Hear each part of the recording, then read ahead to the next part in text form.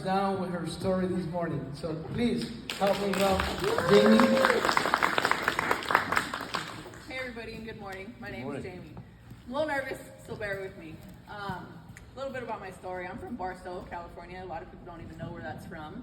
Such a small town by Vegas. If anybody's ever heard of the movie Aaron Brockovich, it's based on exactly where I'm at, Hinkley, California. So kind of how I grew up, you know, the desert of the town.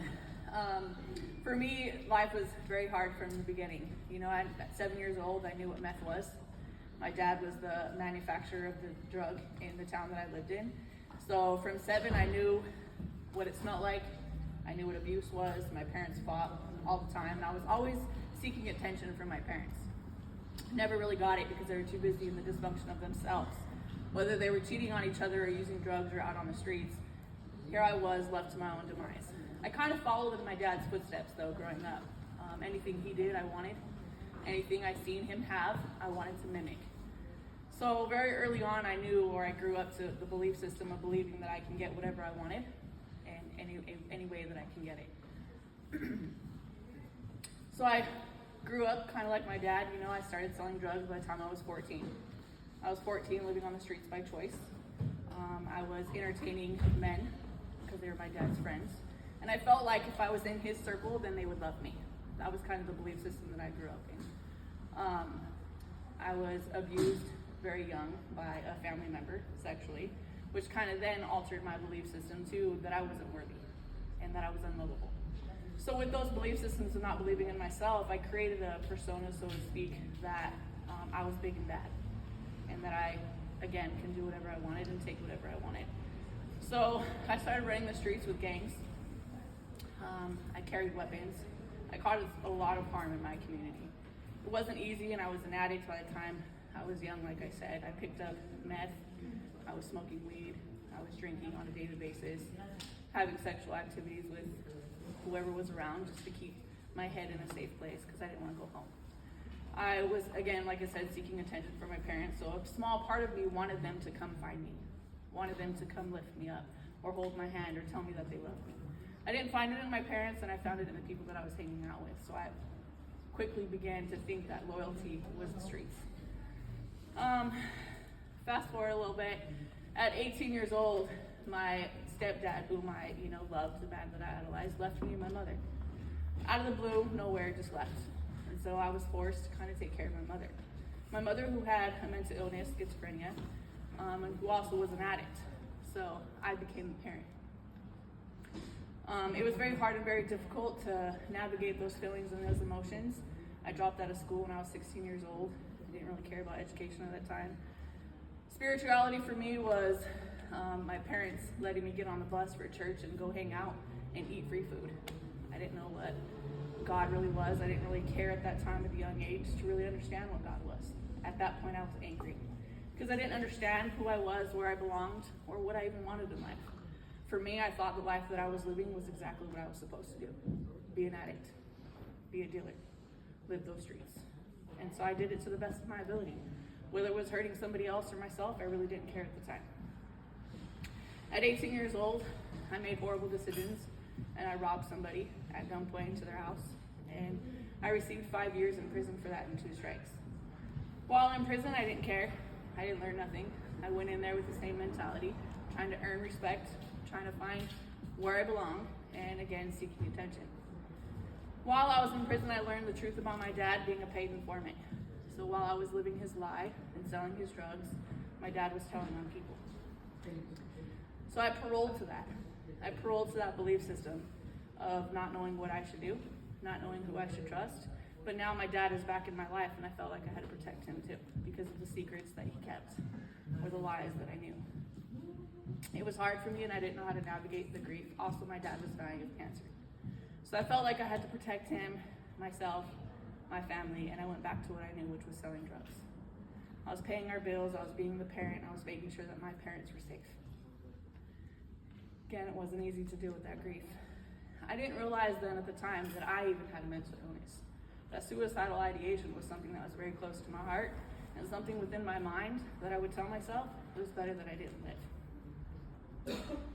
I attempted suicide a couple times, and I think by the grace of God, prison saved me. I went and stole the car from somebody's residence, and I was struck out, and I received 41 years to life in prison in 2009. During my time in prison, I really didn't care. I felt like I didn't deserve a life sentence. I felt like I didn't deserve the time that I had received. And I did the same thing that I did on the streets. I was selling drugs in prison. I was doing drugs.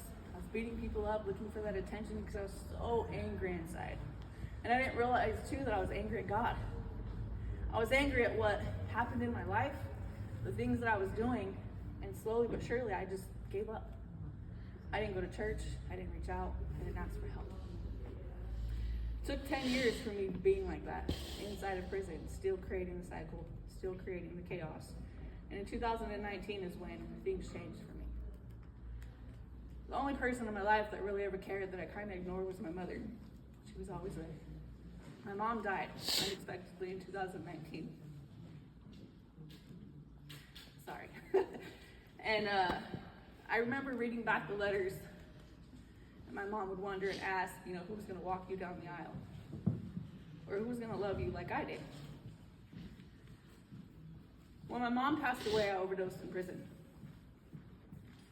Because that's just what I wanted. If I couldn't have her, then selfishly I wanted to be with her. God had a different plan. I'm still here.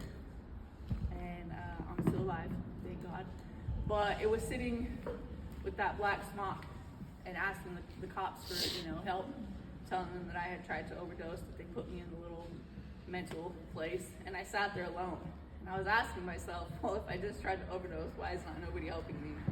And I remember praying and asking God for the first time, help me. It was very hard because I didn't know if I was supposed to hear his voice or if I was supposed to feel something, but again, the anger came up inside of me because I was, on drugs, right? But I remember him telling me that if you can't do it for you, then you should live for your mother. My mother's dreams always came up. So a little fire in my butt. And that also, within that year, the laws have changed and they had told me I was going to board in 6 months. Oh, thanks. I had a background that was chaotic. I knew they weren't going to find me suitable at that time, so I stipulated. I told them, give me 3 years to clean up. Give me 3 years to change my life. Give me 3 years to show you something better than what I've shown you. And within that 3 years, I took so many groups and so many programs, and I internalized every little thing that I needed to learn, which was managing my grief, understanding stress, learning emotional intelligence, getting my degree inside of prison. I have an AA degree in sociology. I'm 2 months away, or 2 semesters away from a bachelor's degree.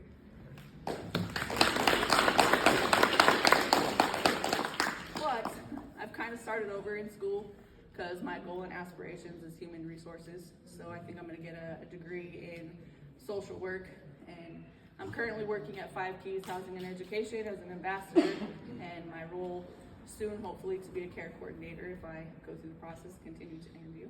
So that's a positive of. After 3 years of fighting and trying to change my life and internalizing the things that I internalized, I finally realized, who I was and who I deserved to be.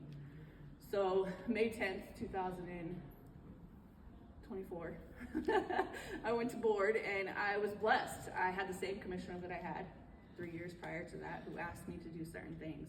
She asked me one question, do you remember what I told you? And I told her verbatim, yeah, you told me to internalize my framework. And I did that. She found me suitable, and 123 days later, I paroled. I've been out 6 months.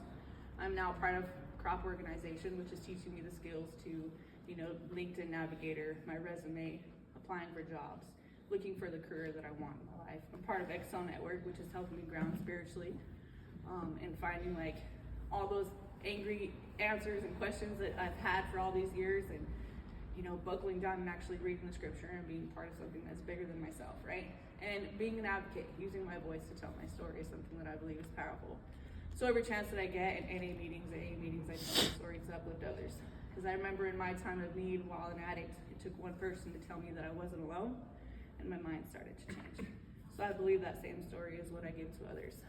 So what else am I doing? I'm doing as much as that I can. I know I work a lot. I hope in May 12th I'm going to be going back into Chowchilla, the same prison I came out of, part of an organization called Actors Gang, and going in there and just supporting the girls that I left behind and facilitating some groups maybe. So my goals and aspirations are continuing to move up the chain of hopefully human resources, finishing my bachelor, if not getting a second one, who knows, it's up in the air, and continuing to be a part of, this great organization.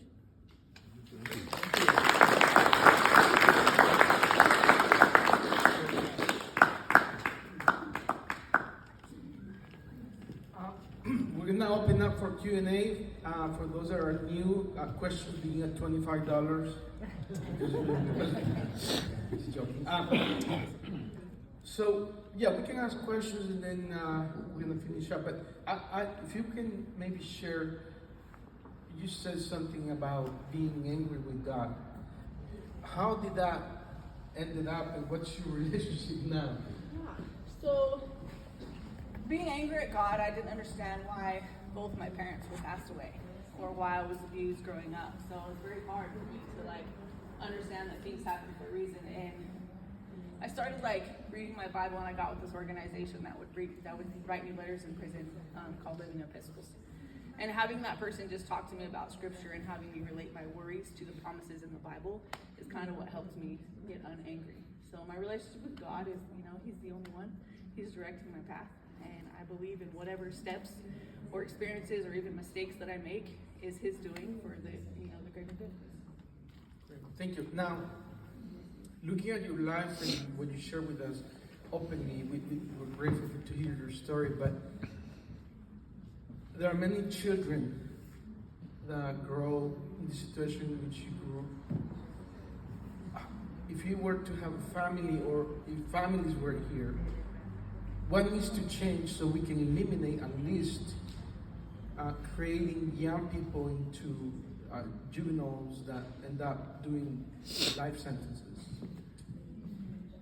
Oh, that's a good question.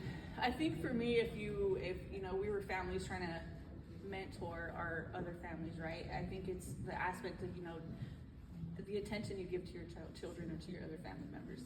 Our lives get busy. We have problems, we have issues.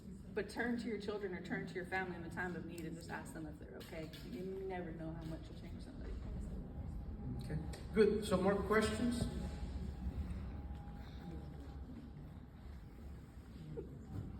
Josh? Did you have a question? No. Anybody else? Preguntas para Jamie? Wait, your comment. I just want to say, amazing work you do.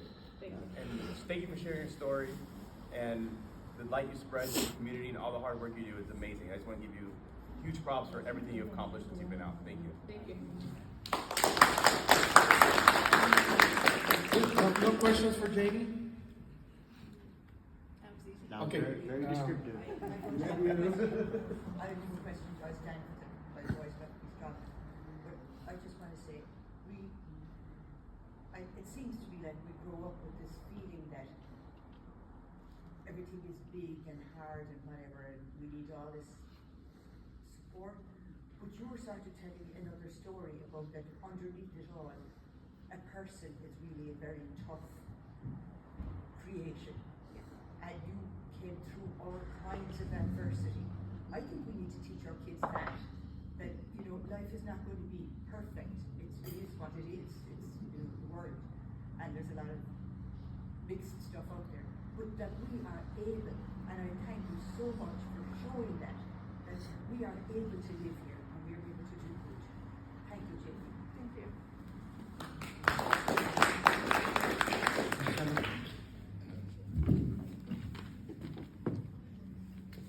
Sorry, I was speechless. That's why I didn't know what to. I grew up atheist. I was baptized in my early 30s, and I was shocked by when you were talking about not feeling love. So to me, it's like part of my conversion. It's like I would never believe in some sort of Greek god with passions and building things with magic powers. It's like, that's nonsense. But when they start talking to me about that love is not just a feeling, but that is God itself, and that the world is created and sustained by love, and that you can only have access to it through other people, I was like, this may be the thing. This is the real God, maybe. And I was thinking, when I was listening to your story, how can you believe in God if you never experienced love? So my question to you is, when do you feel in that story of life that you started feeling loved? Yeah, it's a good question. I think for me, after I overdosed, I had to go to a program called Sponsorship that I was in to practice sobriety, and I had to go tell on myself. I had to go admit that I had relapsed, and I had, feel that shame. But it was in the moment of them embracing me and accepting me and telling me that I was not alone, that I felt true love, and that I felt acceptance. And we broke down the scriptures, and we started talking about our steps, and, step 2 and step 3, we become willing to, know that God is understanding and that He loves me the way that I am. And in hearing that and receiving that from somebody who was just the same as me, opened my eyes to realize that we're all the same. I'm a big firm believer, without pain I wouldn't know love.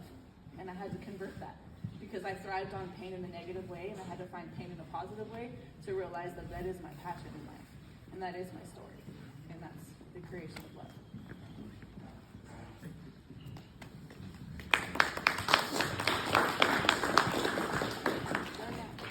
Am I done now? Okay.